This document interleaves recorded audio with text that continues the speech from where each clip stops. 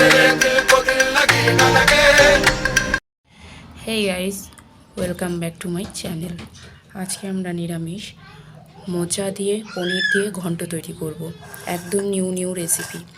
আমরা নিয়েছি মোচা, নিয়েছি আলু, এই যে ছোট্ট ছোট্ট করে কিমা করে কেটে নিয়েছি পনির, টমেটো, মশলা আমি পেস্ট করে রেখে দিয়েছি, নিয়েছি জিরে আর আদা অল্প পরিমাণের, নিয়েছি ফোড়ন হিসাবে এলাচ, দারচিনি আর লবঙ্গ, 5 ফোড়ন, তেজপাতা, শুকনো লঙ্কা আর লঙ্কা গুঁড়ো, কাশ্মীরি লাল লঙ্কা আর হলুদ, আর এখানে নুন। এবার আমরা কড়াই চাপিয়ে নেব। পনিরটা ভাজার জন্য কড়াইয়ে তেল নিয়ে নিয়েছি, দিয়ে দিচ্ছি অল্প পরিমাণের হলুদ, দিয়ে দিচ্ছি সামান্য 1 চিমটে নুন। আমরা পনিরটা বাড়িতে তৈরি করেছি, এই যে একদম দিয়ে ছোট্ট ছোট্ট করে কেটে নিয়েছি। এরপরে পনিরটা দিয়ে দেব। যেহেতু আমরা নুন হলুদ দিয়ে পনিরটা ভাজছি, তাই আমাদেরকে কিন্তু কন্টিনিউ এটাকে নেড়ে যেতে হবে, না হলে কিন্তু কড়াইয়ের সাথে লেগে যাবে।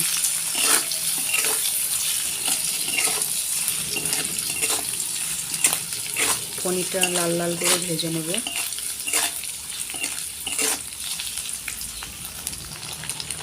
পনিরটা আমাদের বেশ ভাজা হয়ে গেছে। পনিরটাতে যদি নুন হলুদ দিয়ে ভাজা হয়, পনিরটা কিন্তু খেতে টেস্টটাও ভালো আসে। আমরা এবার পনিরটা তুলে নেব। এই পনিরটা তুলে নিয়েছি। এই তেলেই আমরা কেটে রাখা আলুগুলো দিয়ে দেব।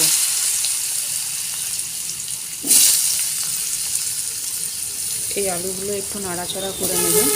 মোচাটা কিন্তু আমরা রাত্রে ছাড়িয়ে নিয়েছিলাম, গতকাল রাত্রে আমরা ছাড়িয়ে রেখে জলে ভিজিয়ে দিয়েছিলাম নুন হলুদ দিয়ে। নুন হলুদ দিয়ে ভিজিয়ে রেখেছিলাম গতকাল রাত্রে। তবুও দেখুন মোচাটার কত সুন্দর কালার আছে, কালো হয়নি কিন্তু, যেহেতু আমরা হলুদ দিয়েছিলাম তাই কালো হয়নি। আর নুন হলুদ দিয়ে যদি আমরা আগের দিন রাত্রে থেকে ভিজিয়ে রাখি, তাহলে যদি কষটা থাকে সেই কষটা ভাবটাও কিন্তু চলে যাবে।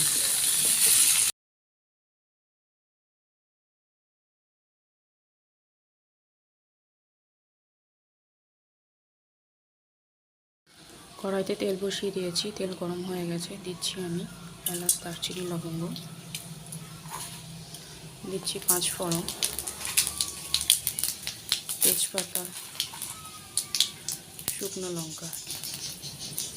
এগুলো বেশ ভাজা ভাজা হয়ে গেছে। এবার দিয়ে দেব টমেটো।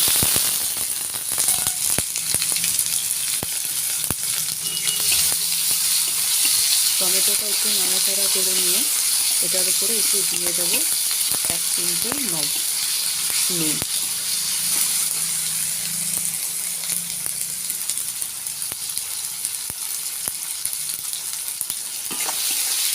টমেটোটা ভালো করে পেস্ট হয়ে গেলে আমরা তখন মশলাটা দিয়ে দেবো। টমেটোটা ভালো করে ফ্রাই হয়ে গেছে। এর মধ্যে পেস্ট করে রাখা মশলাটা দিয়ে দেবো।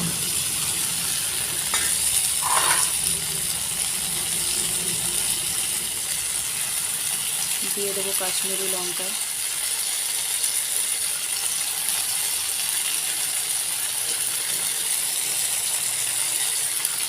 অল্প পরিমাণে লঙ্কা গুঁড়ো,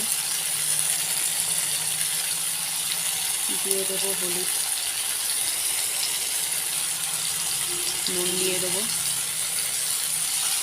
ভালো করে এটা নাড়াচাড়া করে নেব। এদের মধ্যে তেল ছেড়ে আসলে তখন আমরা আলু আর আগে থেকে রেডি করে রাখা মোচা আমরা এর মধ্যে দিয়ে দেব। এই যে মশলা থেকে তেল ছেড়ে গেছে। এরপরে রেডি করে রাখা মোচাগুলো দিয়ে দেব।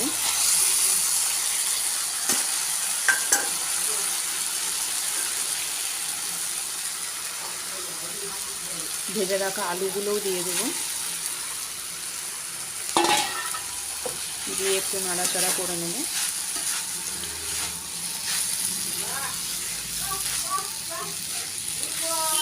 যারা মাছ মাংস খায় না, ডিম খায় না, তাদের ক্ষেত্রে কিন্তু এই রেসিপিটা খুবই সুস্বাদু হবে। এটা সবাই তৈরি করে খেতে পারেন, কিন্তু যারা নিরামিষভোজী তাদের ক্ষেত্রে স্পেশাল হবে এটা। একটু ঢাকা দিয়ে নেব।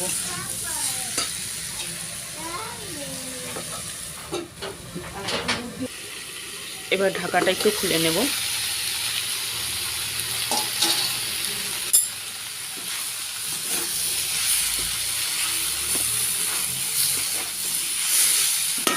কতটা সুন্দর লাগছে, একবার কিন্তু বাড়িতে ট্রাই করবেন এটা।